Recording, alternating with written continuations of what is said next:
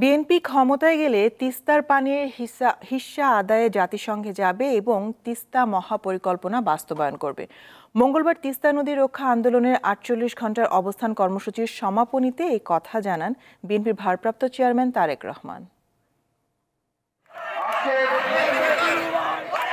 তিস্তা মহাপরিকল্পনা বাস্তবায়ন ও তিস্তা নদীর পানির ন্যায্য হিস্যার দাবিতে সোম ও মঙ্গলবার অবস্থান কর্মসূচি পালন করে তিস্তা রক্ষা আন্দোলন কমিটি। জাগো বাহে তিস্তা বাঁচাও স্লোগানে কর্মসূচির শেষ দিন লালমনিরহাটে গণপদযাত্রার আয়োজন করা হয়। এতে অংশ নেন তিস্তা নদী রক্ষা আন্দোলন কমিটির নেতাকর্মী সহ তিস্তা পাড়ের হাজারো মানুষ। যখন পানির দরকার তখন পানি পাই না, যখন পানি আমাদের দরকার হয় না তখন আমাদের ভাসে দেয়।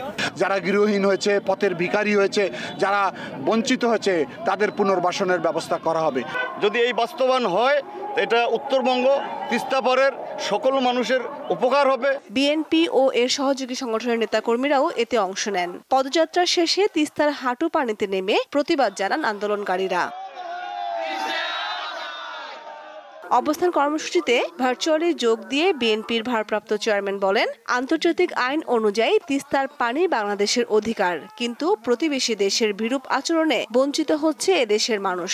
দেশীয় এবং আন্তর্জাতিকভাবে সকল সম্ভাব্য বিকল্পকে কাজে লাগাতে হবে এবং এ কারণেই আমরা মনে করি পানির ন্যায্য হিস্যা আদায় করতে জাতিসংঘ সহ সংশ্লিষ্ট সকল আন্তর্জাতিক ফোরামে জোরালোভাবে বাংলাদেশের দাবি তুলে ধরতে হবে। কুড়িগ্রামের উলিপুরের সমাবেশে বিএনপি নেতারা বলেন, ন্যায্য হিস্যা বাস্তবায়নে বিএনপির আন্দোলন অব্যাহত থাকবে।